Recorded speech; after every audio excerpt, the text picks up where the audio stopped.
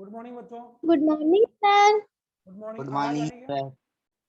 Good morning sir. Good morning. Good morning. आ रही है सर आवाज? Okay okay yes sir. ठीक है बच्चों, तो क्लास चालू करने से पहले मैं आपको बता दूं, लास्ट क्लास हमारे 2 दिन पहले हुई थी और उसमें हम लोगों ने एक इंपॉर्टेंट टॉपिक डिस्कस किया था। ठीक है, उस इंपॉर्टेंट टॉपिक के डिस्कस के आधार पर हम लोग काफी आगे तक भी जा चुके हैं। लेकिन अब मैं आपसे टॉपिक चालू कर लूँ, तो बच्चे कनेक्ट हो रहे हैं, अभी तो कनेक्ट हुए नहीं है। ठीक है बच्चों, आवाज तो क्लियर आ रही है सबको? ऑडियो वीडियो दोनों क्लियर आ रहे हैं? Yes sir. Yes sir. Okay ठीक है। अब बच्चों जो आज का क्वेश्चन, हालांकि मैं 2 दिन पहले ही देके गया था और अपेक्षा है कि आप लोगों ने उसको कर भी लिया होगा। जो आज हम दोबारा डिस्कस तो नहीं करेंगे, लेकिन थोड़ा सा एक बार में वापस से उस टॉपिक को ब्रीफ में डिस्कस करेंगे, है ना, थोड़ा जल्दी, फास्ट। ठीक है, फास्ट एंड ब्रीफ।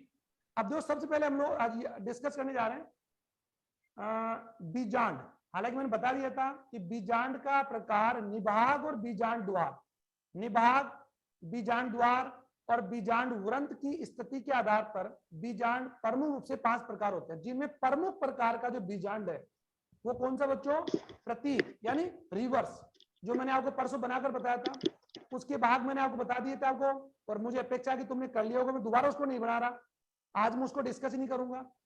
ओके, तो सबसे पहला भाग हम जानते हैं बीजांड का, बीजांड काय। बीजांड काय की कोशिका द्विगुणित होती है, जिनमें पोषण पदार्थ भरे होते हैं और इन कोशिकाओं के अंदर पोषक पदार्थों की मात्रा प्रचुर होती है, जो बीजांड का निर्माण करती है। बीजांड आवरण, बीजांड काय के चारों तरफ दोहरा आवरण पाया जाता है। यहां तक क्लियर है ना आपको?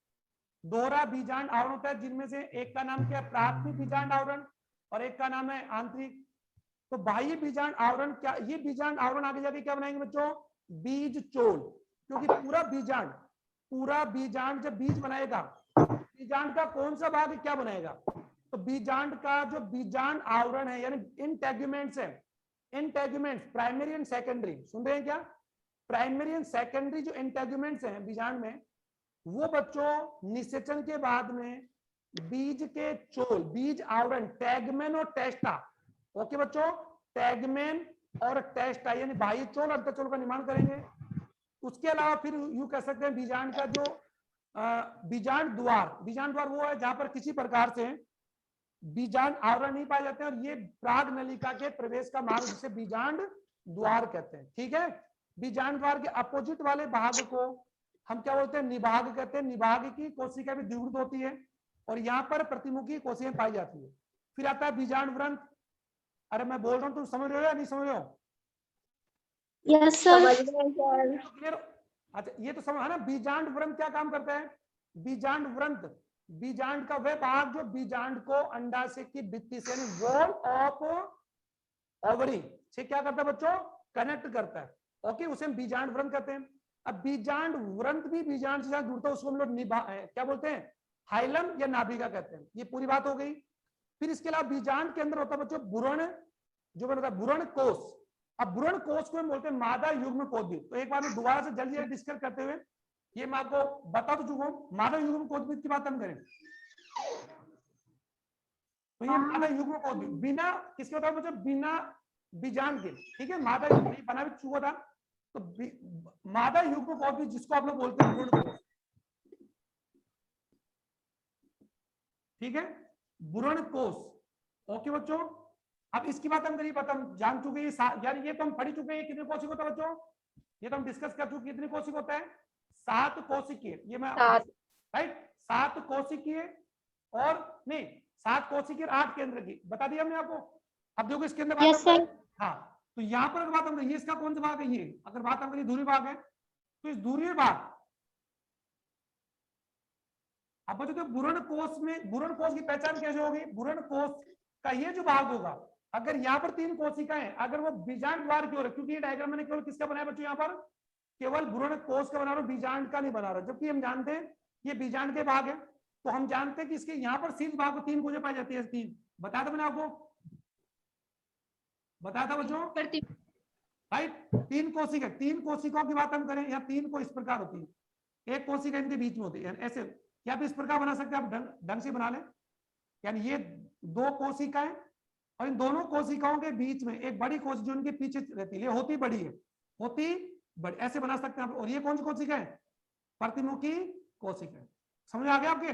और ये इनका केंद्रक, ये इनका कौन बच्चों? ये इनका जीवद्रव है। और ये बीच की बात या तक क्लियर है?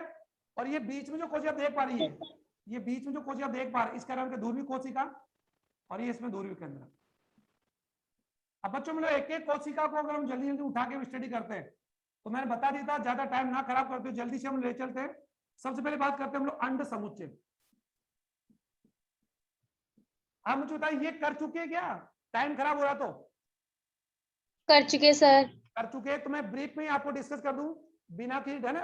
अंड समुच्चय भ्रूण कोश में बीजांड द्वार की ओर। अब आप देख रहे हैं कि भ्रूण कोश में कहीं बीजांड द्वार नहीं है, क्योंकि हम जानते हैं कि भ्रूण कोश बीजांड के अंदर पाया जाता है, राइट।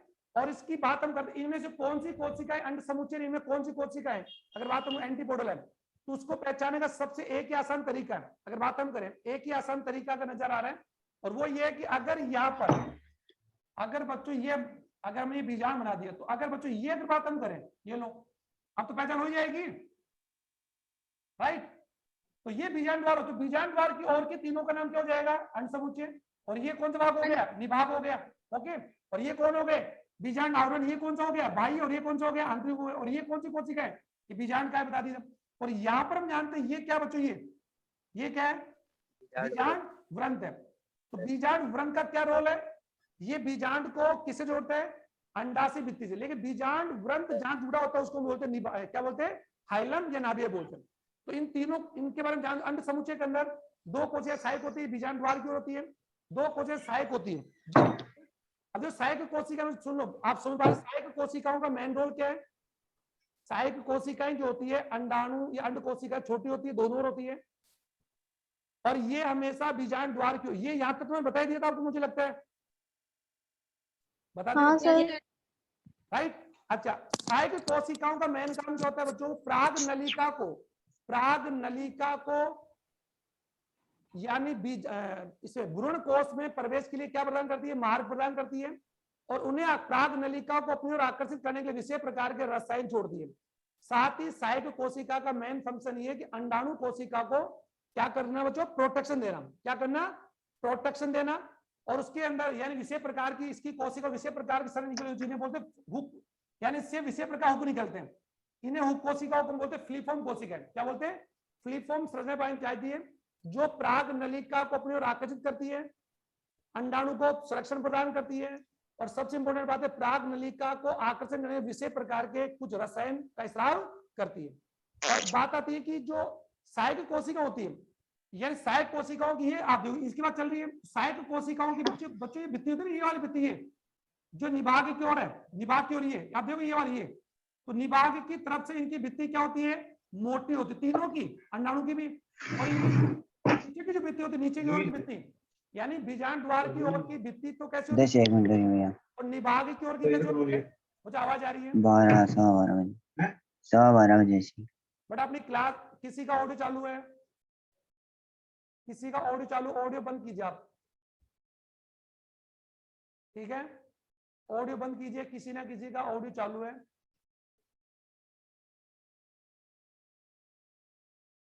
आगे बढ़े क्या? Yes sir. चलो Yes, यहाँ sir. पे ठीक है। जो सहायक कोशिका, अब आते अंड कोशिका। अंडाणु कोशिका बड़ी होती है, जो दोनों सहायक कोशिका के बीच होती है, और ये पराग नलिका के प्रवेश के बाद मुक्त होने वाले दो शुक्राणु में से एक के साथ निषेचन क्रिया करके द्विगुणित युग्मनज का निर्माण करती है। कौन सी कोशिका? अंडाणु कोशिका। तो अंड समुच्चय के अंदर हम जानते हैं, अंड समुच्चय 3 कोशिका होती है, 3 में से हम जानते हैं 2 कोशिका, एक कोशिका का नाम तो क्या है? अंडाणु या तो एग कह सकते हैं, और ये क्या एगुंत होती है, और दूसरी कोशिका कौन सी है? सहायक। तो सहायक कोशिकाओं की संख्या कितनी है? 2 है, जो मैं बता चुका हूं। अब आ जाओ, ये कौन सी कोशिका बीच में? ये अगर इनके ऊपर आ जाओ, प्रतिमुखी।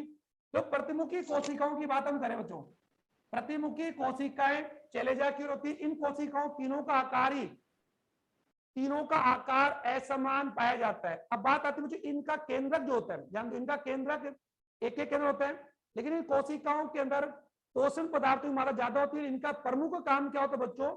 इनका प्रमुख काम ये होता है, ये बीजांड काय की कोशिकाओं से, बीजांड काय की कोशिकाओं से पोषक पदार्थों का अवशोषण करके अवशोषण करके भ्रूणपोष, यानी कुल मिलाकर कह सकते हैं भ्रूणपोष तो पूरा ही है, भ्रूणपोष तो पूरा ही है, लेकिन भ्रूणपोष की कौन सी कोशिकाएं जो बीजांड काय से क्या ग्रहण करती है बच्चों, पोषक पदार्थों का अवशोषण कौन सी कोशिका करती है, प्रतिमुखी कोशिका, और ये निभाग की ओर होती है। और इन तीनों के अंदर सबसे बड़ी विशेषता होती है बच्चों, इन तीनों कोशिकाओं का आकार आप देख रहे हैं, ऐसा होता है इनके अंदर केंद्र एक ही होता है, यानी ये एक केंद्रित होती है, लेकिन कभी कभार क्या होता है इन कोशिकाओं का केंद्रक समसूत्री विभाजन करके कई केंद्र बनाता है, ये कोशिकाएं बहुकेंद्र की भी हो जाती है। बच्चों यहां तक क्लियर है, यानी इनका केंद्र, प्रत्येक प्रतिमुखी कोशिका में केंद्र कितना होता है, एक होता है, लेकिन कभी कभार क्या होता है कि इनका केंद्रक जो एक है, जो एगुणित है वो समसूत्री विभाजन करेगा, और एक समसूत्री विभाजन से दो केंद्रक, 2 से 4, 4 से 8, तो कई बार क्या होता है कि ये कोशिकाएं बहु यानी मल्टी न्यूक्लिएटेड भी हो जाती है, और ये निभाग की ओर पाई जाती है। और बीजांडकाय कौन बच्चों, ये जब देख रही है, ये कौन बच्चों, बीजांडकाय। तो बीजांडकाय से पोषक पदार्थ ग्रहण कौन करती है, प्रतिमुखी कोशिका करती है। ये यहां तक क्लियर है? Yes sir. आप लिख भी रहे हैं? Yes sir. अब मुझे आप दिख तो नहीं रहे, आप लिख रहे हैं क्या? लिख रहे हैं सर। लिखते रहिए, और जो जो पॉइंट आपके चलते जा रहे हैं उसको शॉर्ट में लिख लेंगे, तो आप फिर बाद में क्लास के बाद आप उनको फेर भी कर सकते हैं, ठीक है? अच्छा, अब लास्ट टाइम फाइनली हमने कितनी कोशिका पढ़ ली, 6 पढ़ ली, अब एक बच रही दूरबीन कोशिका, देखो ये रही ये। अब इस कोशिका को ऐसे भी समझ सकते हैं आप, ऐसे जो ऐसे भी, ये लो आप किताब में ऐसे दिया हुआ है, राइट? अब समझ आ रहा होगा। तो ये दो कोशिका, अगर बात हम करेंगे दो नहीं बल्कि एक, लेकिन इनके अंदर कोशिका तो देखो, कोशिका तो एक ही है, और केंद्र कितने हो गए, 2 हो गए। अब जल्दी जल्दी देखो, ये ध्रुवीय कोशिका, यानी ये ध्रुवीय कोशिका एक होती है, बड़ी होती है, और ये बीच में होती है, इनमें 2 एगुणित केंद्र होते हैं, और ये दोनों एगुणित केंद्र को क्या बोलते हैं, ध्रुवीय केंद्र, पोलर न्यूक्लियस। पोलर न्यूक्लियस एगुणित आपस में जुड़कर द्विगुणित केंद्र का निर्माण करते हैं, और भ्रूणपोष में एकमात्र कोशिका ध्रुवीय कोशिका या सेंट्रल कोशिका ही है बच्चों, या द्वितीय कोशिका ही है जो द्विगुणित होती है। तो अगर बात कर सकते हैं कि central and polar and secondary एक ही बात है। Secondary cell is only diploid cell of the endosperm. यहां तक क्लियर आपको? यानी भ्रूणपोष की एकमात्र कोशिका जो डिप्लॉयड या द्विगुणित होती है, उसका नाम क्या होगा? इसका नाम, अगर बात हम बच्चों इस कोशिका को हम क्या बोलते हैं, वैसे तो इसको हम क्या बोलते हैं, सेंट्रल बोल सकते हैं, पोलर कह सकते हैं, और द्वितीय की कह सकते हैं। ये इसके कई नाम हो सकते हैं, और सबसे बड़ी बात होती है कि ये बड़ी होती है, आप देख पा रहे बड़ी होती है, और इसके अंदर 2 अगुणित, इसमें 2 एगुणित, दो एगुणित केंद्र होते हैं जिनका नाम, और ये केंद्र बीचों बीच होते हैं, इन केंद्रकों का नाम क्या बच्चों, ध्रुवीय। अब बच्चों इस कोशिका का नाम ध्रुवीय कैसे है, अभी आपको 2 मिनट बाद पता लग जाएगा कि सर ध्रुवीय क्यों बोल रहे हैं बार बार इसको, राइट? अभी पता लग जाएगा। अच्छा, अब बच्चों एक बात ध्यान दो, ये जो एगुणित केंद्रक है, ये निषेचन क्रिया यानी प्राग नलिका के भ्रूणकोश में आने से पहले, मैं एक बार फिर निवेदन करूंगा, प्राग नलिका बच्चों सबसे पहले किसमें प्रवेश करेगी? प्राग नलिका का विकास कहां से शुरू होता है? वर्तिकाग्र। वेरी गुड, वर्तिकाग्र से। शाबाश। और किससे होता है? किससे होता है? प्राग कण से। प्राग कण से उत्पन्न होती है, और वर्तिकाग्र से उसका विकास शुरू होता है, ठीक है? अच्छा, वर्तिकाग्र से ये प्राग नलिका की लंबाई, चलो एक बता दो, प्राग, अरे बताने में आप लोगों को छोड़ दो कि प्राग नलिका की लंबाई किस पर निर्भर करती है, बताओ, देखे दिमाग लगाए, सोचो एक बार, देखे वर्तिका की लंबाई पर। आवाज, एक्सीलेंट। किसने बताया जवाब? ये मधु ने। Aarti Sharma. Very good, Aarti and शाबाश, Aarti and Pooja, very good very good. शाबाश, तुम दोनों का डबल माइंड काम करता है बेटा, तुम दोनों साथ एक साथ बैठते हो ना तभी। Yes sir. देखो साथ बैठने का ये फायदा होता है ना। अब कोई कहता है हम लोग परिवार में एक ही सब्जेक्ट या एक ही क्लास के जब 2 ब्रदर या 2 सिस्टर होते हैं, तो मैंने अक्सर देखा है कि उनमें आपस में बनती नहीं है, वो अलग अलग पढ़ते हैं। ये बात मैं आज से नहीं करा, मैं मेरा पर्सनल एक्शन बता रहा हूँ 20 साल से। एक ही परिवार में अगर 2 सगे भाई हैं, 2 सगी बहनें या भाई बहन, और एक ही क्लास के अंदर है, साइंस बायोलॉजी में ही है, तो वो कभी भी एक साथ बैठ के नहीं पढ़ते। और मैं हमेशा ये बात बोलता हूँ कि आप एक साथ बैठ के पढ़ेंगे तो डबल माइंड काम करेगा, और जो क्वेश्चन एक को नहीं आएगा दूसरे को आएगा। तो ये हमेशा परिवार में अगर ऐसी स्थिति आती है तो साथ बैठना चाहिए। चलो, तो उसकी लंबाई कितनी डिपेंड करेगी? वर्तिका की लंबाई पे, the length of style. Okay बच्चों?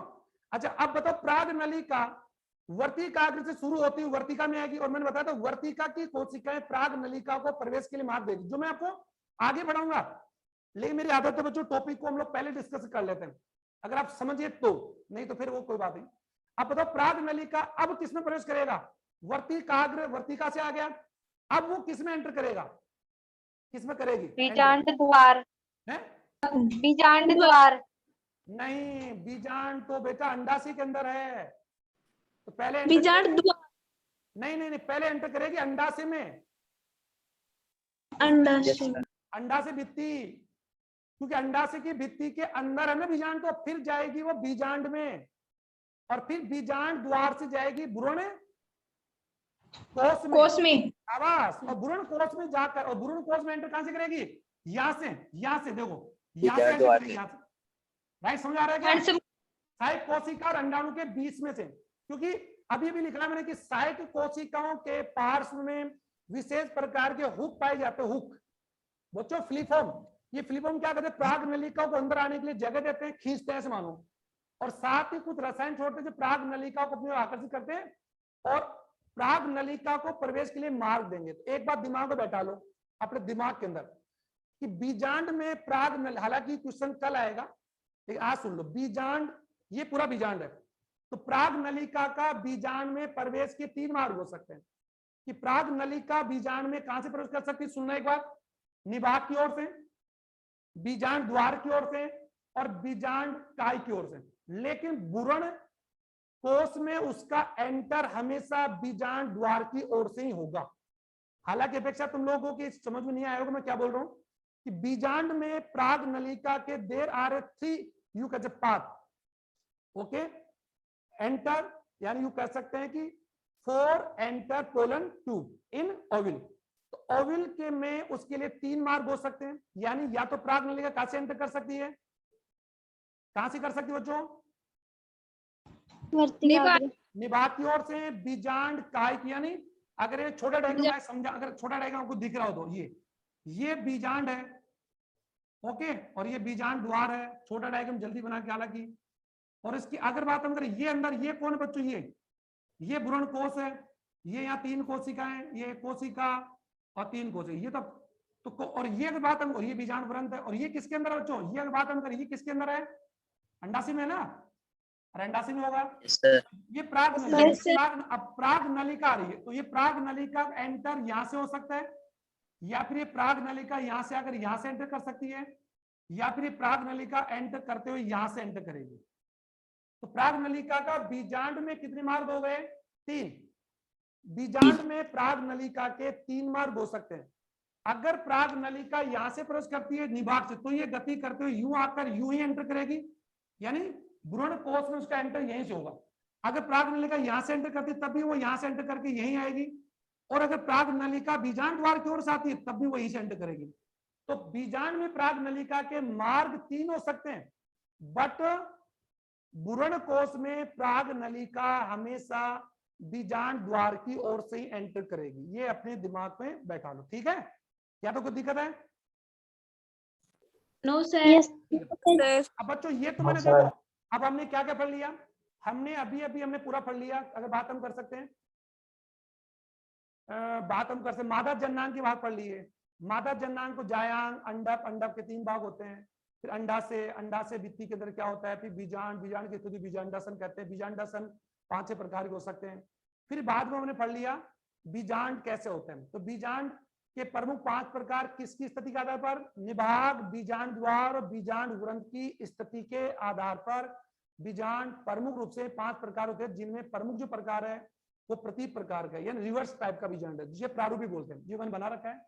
फिर बीजांड के भाग हो गए, और ये भी हाथों हाथ बता रहा हूं कि बीजांड का कौन सा भाग बीज के किस भाग का निर्माण करेगा, जबकि हम जान चुके हैं कि whole ovule convert into seed after fertilisation. ये तो हम जानते हैं कि अंडा से बदल जाएगा फल में, अंडा से भित्ति बदल जाएगी फल भित्ति में, बीजांड बदल जाएगा बीज में, और द्विगुणित युग्मक कोशिका बदल जाएगी भ्रूण में, त्रिगुणित कोशिका बनाएगी भ्रूण कोष।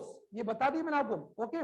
लेकिन बीजांड का कौन सा भाग क्या बनाएगा, we will discuss in next classes. तो अभी हम लोग ज्यादा डिस्कस ना करते, अब मैं ले चलता हूं आपको कि बीजांड में गुरु बीजाणु जनन द्वारा गुरु बीजाणु कैसे बनते हैं और उन गुरु बीजाणुओं से इस 7 कोशिकीय भ्रूण कोष यानी मादा युग्म कोद्भिद का निर्माण कैसे होता है।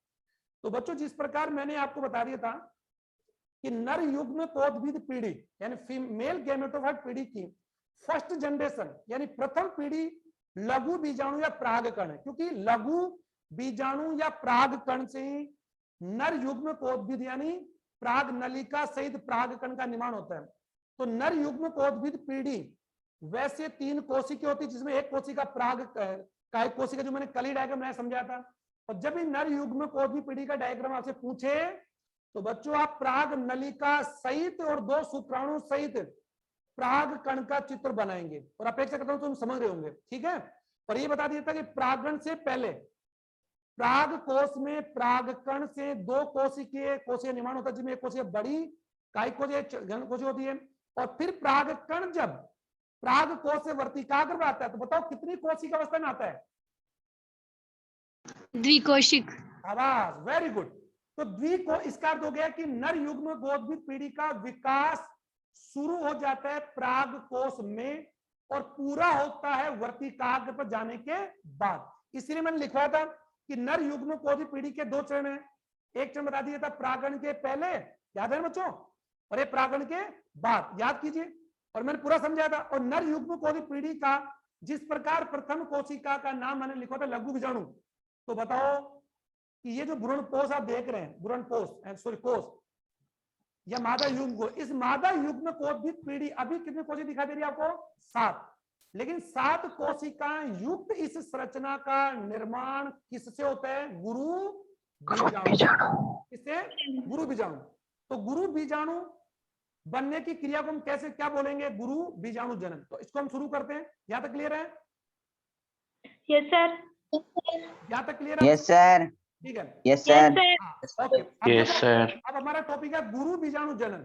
गुरु बीजाणु जनन मतलब मैक्रो स्पोरेन यानी मैक्रो स्पोरोजेनेसिस। तो मैं इसको हटा रहा हूं और हमारी क्लास पूरी उसके पहले में। और हम ये जानते हैं कि गुरु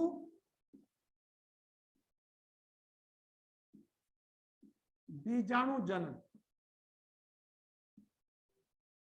मैक्रो स्पोरोजेनेसिस। सबसे पहली बात है मैक्रो स्पोरोजेनेसिस, वो तो था माइक्रो यानी लघु। तो गुरु बीजाणु जनन की क्रिया सबसे पहले अगर बात हम करें तो ये ध्यान दो, गुरु बीजाणु जनन की क्रिया, इसको समझना बच्चा, जायांग के अंडाशय और अंडाशय के कहां पर होती है? बीजांड यानी ओवल में होती है। और हम जानते हैं कि अंडाशय पुष्प का किसका भाग है?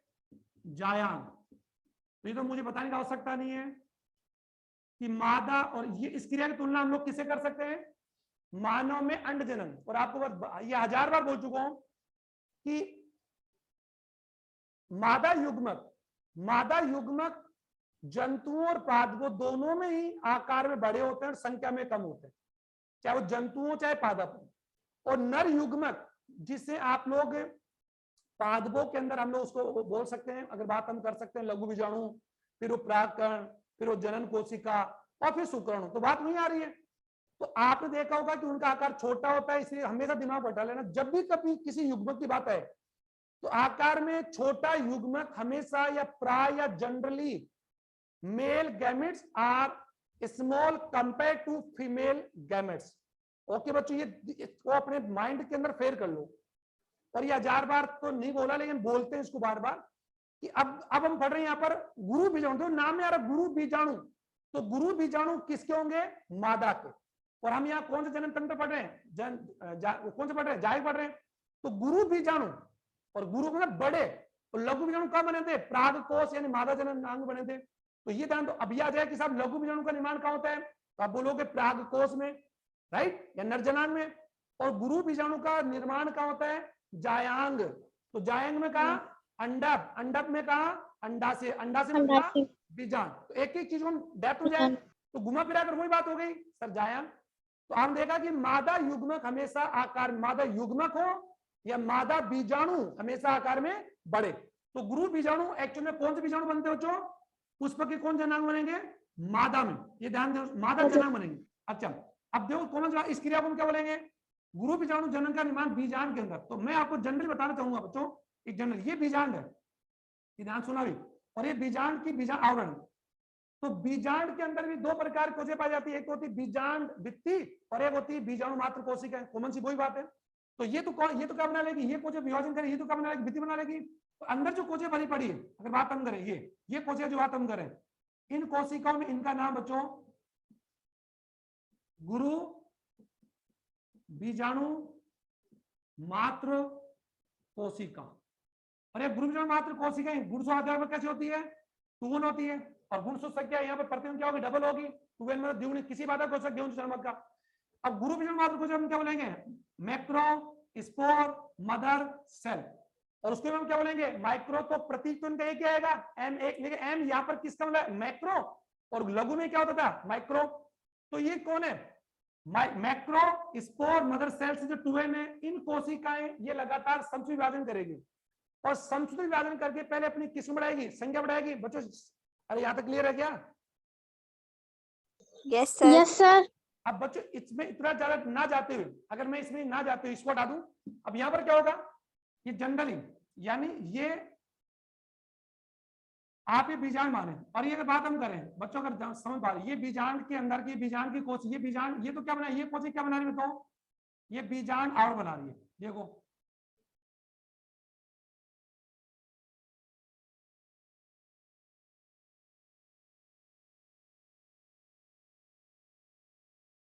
ठीक है।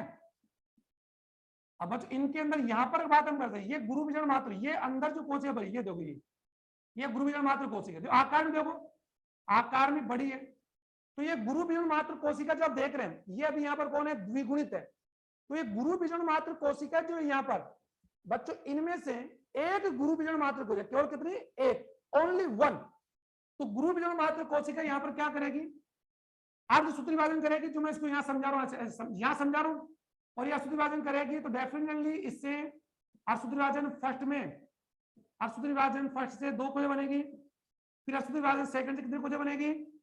4 कोशिका बनेगी। ये ध्यान सुनना, अब ये 4 कोशिका जो बनेगी, इन चारों कोशिकाओं की बात हम करें। ये जो चारों कोशिका, यानी यहाँ पर भी गुरु बीजाणु मात्र कोशिका में अर्धसूत्री विभाजन से कितनी कोशिका बन रही है? 4 कोशिका बन रही है। लेकिन ये चारों कोशिका जो बन रही है बच्चों, बनती 4 है, लेकिन एक चारों गुरु बीजाणु में से केवल 3 गुरु बीजाणु जो होंगे, 3 गुरु बीजाणु जो होंगे नीचे के, वो नष्ट हो जाएंगे, और ऊपर का एक गुरु बीजाणु ही सक्रिय होगा। अब वो कैसे, आप लोग इसको समझने प्रयास करें कि ये कोशिका, ये जो कितने कोशिका, एक है, इस अगला, मैं इसका अगला चित्र दिखा रहा हूँ वैसे ही, ऐसा तो यही कोशिका विभाजन करके, यही कोशिका विभाजन करके 4 गुरु बीजाणु का निर्माण करेगी। ऐसे आप समझो बच्चों इसको, 4 गुरु बीजाणु बनेंगे। ऐसे दिख रहे हैं क्या आपको? अरे समझ आ रहा है क्या?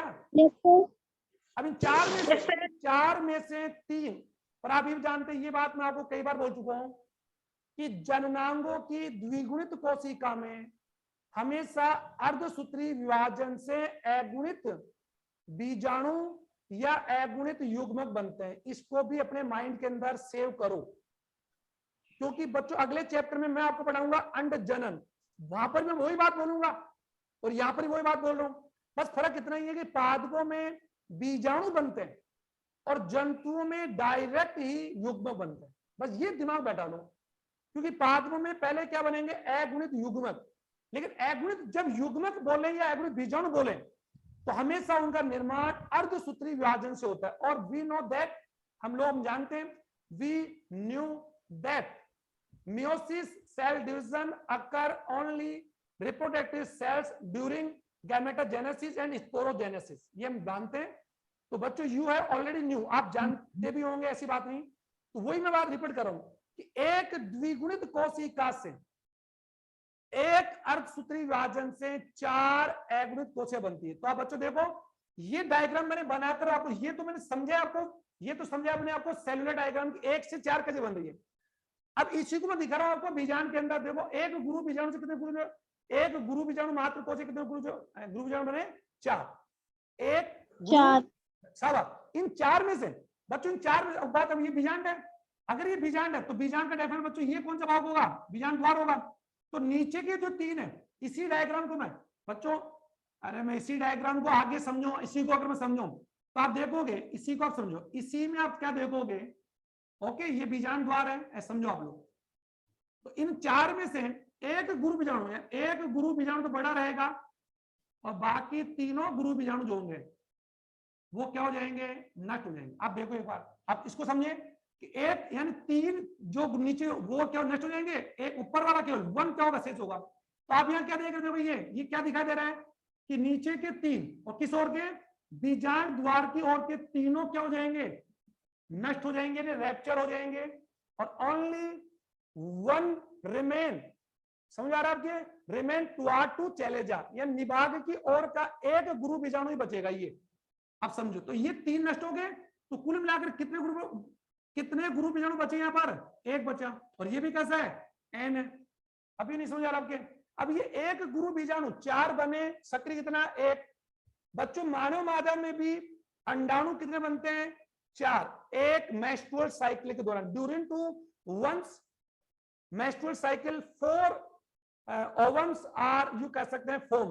ओके, अब यू बनते हैं, बट उनमें से केवल यू कह सकते हैं 1 या एक ही उनमें से क्या होता है? एक्टिव होता है। यानी 1 वॉज, या वॉज तो नहीं बोलेंगे, या यू कह सकते 1 इज एक्टिव। 1 इज एक्टिव यानी 2 ऑल, या उनमें से केवल एक एक्टिव होता है। समझ आ रहा होगा? तो कितने अंडाणु बनते हैं? 4। बचते 1। Very good. तो वैसे ही पादपों में आ जाओ, पादपों में कितने गुरु बीजाणु बन रहे हैं? पहले बताओ देखें। 4 एक बात आपने और नहीं देखी, प्राग कोष में तो हम देखा था हजारों लघु बीजाणु मात्र कोशिकाएं लघु बीजाणु के निर्माण भाग लेती है, हजारों लेती है। यहाँ पर केवल कितनी ले रही है? एक गुरु बीजाणु मात्र कोशिका ले रही है। एक से कितने बन रहे हैं? 4। 4 में से कितने बच रहे हैं? 1 बच रहा है, तो एक ही एक्टिव है। यानी एक, यानी 1 macrospore is functional and 3 remain are rapture या अनफंक्शनल होते हैं। ओके, तो मैंने दिखा दिया एक। अब ये गुरु बीजाणु, इसी गुरु बीजाणु से 7 कोशिकीय भ्रूण कोष का निर्माण होगा। तो बताओ, आवर्त बीजी पादपों में बचाओ, भ्रूण कोष या मादा युग्म कोशिका का निर्माण कितने गुरु बीजाणु से होगा? 1। तो समय अगर बात हम इसे हम क्या बोलते हैं? एकल, अगर को यू कह सकते हैं, एकल बीजाणु एकल बीजाणु सक्रियण क्रिया कहते हैं। एकल बीजाणु सक्रियण क्रिया कहते हैं, क्योंकि एक ही गुरु बीजाणु से मादा युग्म कोष भी पीढ़ी का निर्माण होता है। अब आप बोलो सर कैसे? ये तो एक ही कोशिका है, वो 7 2 कैसे बनेगी? तो मैं जल्दी डिस्कस करके बताना चाहूंगा बच्चों यहाँ पर। और ये डायग्राम आपके समझ अगर आ गया होगा तो बच्चों, ये यहां मैं दिखा रहा हूं, ये रहा बीजांड। ओके, और बीजांड के अंदर ये सीधा बात है, बीजांड आवरण ये जो भी ये बन रहा होगा, ये बीजांड द्वार हो गए यहाँ पर, और बताने की आवश्यकता नहीं है। अब यहाँ पर एक गुरु बीजाणु है, कितने? एक ही है। तो वो एक गुरु बीजाणु जो अपने आप में एन है, ध्यान सुनना, और ये बड़ा आकार में बड़ा, इसको समझे, ये आकार के अंदर एक्चुअली अगर बात हम करें आकार के अंदर बड़ा और एन है। तो सबसे पहले क्या होगा? इस गुरु बीजाणु का यहाँ मैं डायग्राम के साथ साथ लिखकर बता रहा हूं आपको, लिखकर बता रहा हूं कि कितने गुरु बीजाणु है? 1। तो सबसे पहले क्या होगा? इस एक गुरु बीजाणु में बच्चों समसूत्री